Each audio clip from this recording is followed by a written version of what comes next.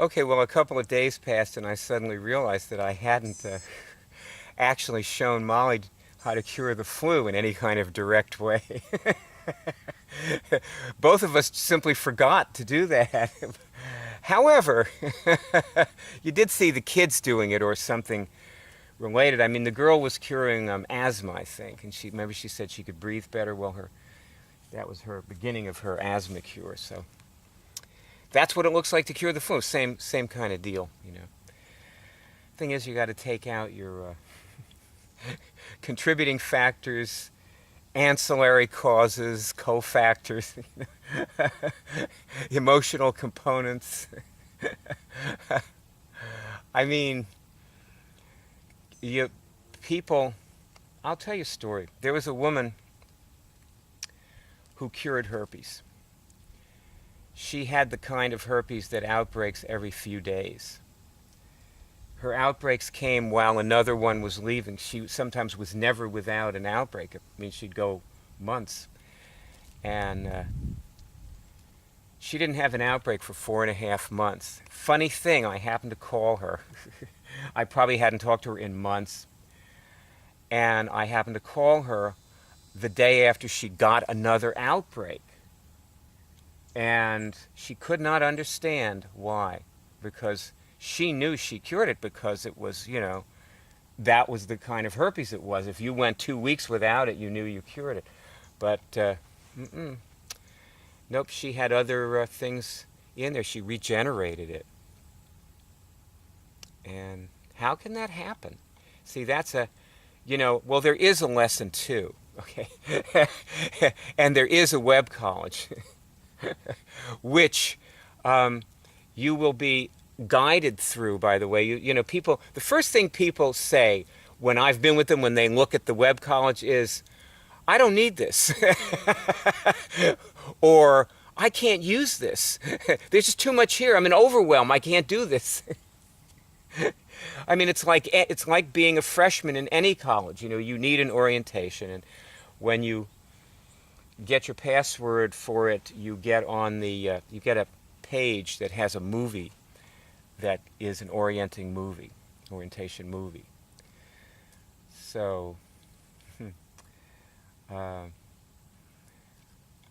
that's the $64 question. After you get your negative medical test or some other indicator that proves to you, such as with her, it was just she wasn't getting any outbreaks, that you've cured it, how do you know you're not still hosting it? And the answer is, the more you do this throughout each and every day, this is the kind of thing you do all day, and the more you do this, the more certain you become that you have cured any given thing. And that you will cure the next thing, and that the thing you had will not be back, and so on. That's just the more you do it, and it's an internal certainty, though, frankly, you're still not going to believe it. Unless you're somebody who believes things. I mean, people believe things, and they get one signal and they instantly believe this. Now, me, on the other hand, I've always been like a dyed-in-the-wool skeptic, and I mean, as recently as a month or two ago, I was doing something and I went like, I don't believe I'm doing this.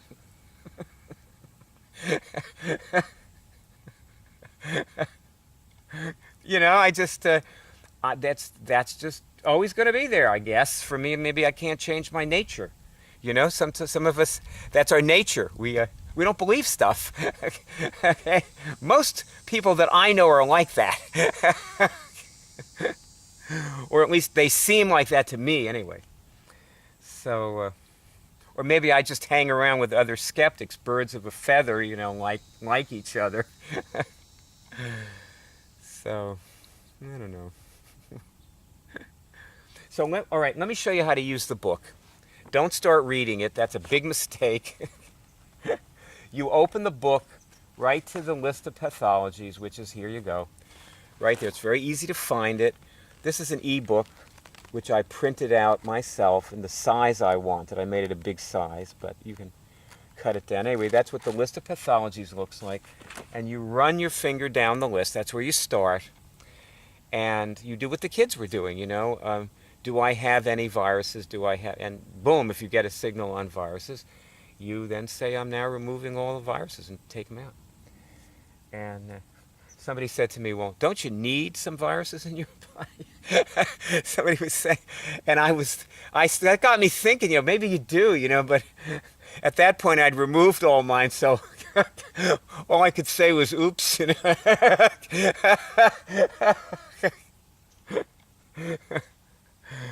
But, you know, I take acidophilus, because people say, well, if you kill all your bacteria, you know, it would kill you, you know.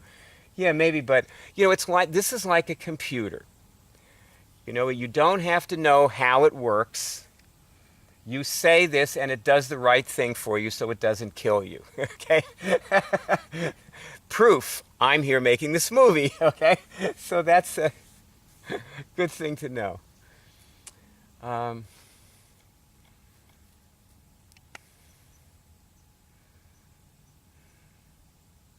How can things come back? Well, another question is, you know, look, there is no medical test that can tell you something is gone. The medical test that can do that doesn't exist. There's no such thing. You know, what they can tell you is they're not picking anything up, but they can't tell you there's nothing there. That's where the word subclinical comes from. It means it's you know, they can't pick it up, you know. And so, of course, what you're training yourself to do here is to to follow a thread of signals that take you through this somewhat winding path sometimes, and sometimes it's very direct, to a negative medical test and beyond, where you are, and the beyond is where you are picking up things that cause or might cause disease at the subclinical level before they become physical, and taking them out. You know, there's an old Chinese story. I mean, I guess all Chinese stories are old, right? That's the only kind they have. But anyway, unless it's the story about the 8-year-old kids who are making your children's toys for Christmas that they have working over there. But anyway, all our American business guys knew they'd get around the child labor laws somehow, you know, and they did. You know, they just outsourced everything. Anyway, including your job, right?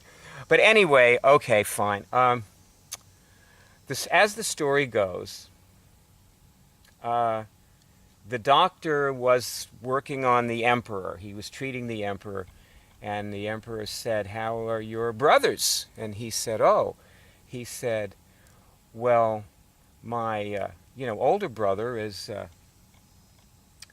he has a practice, and he cures things without touching people, and he said, and a few people know about him. And then my eldest brother takes out disease. He removes the spirit of disease before it ever takes shape in a person, and no one has ever heard his name."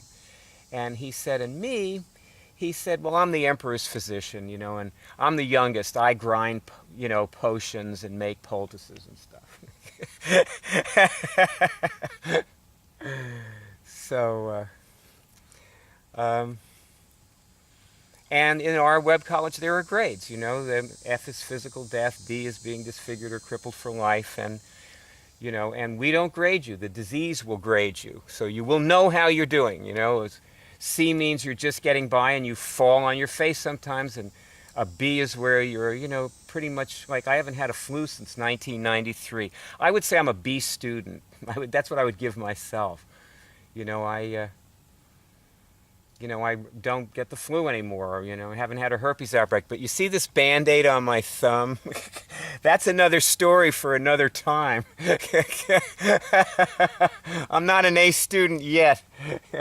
Anyway, I'm running out of time in this epilogue, so I'll see you in there, okay?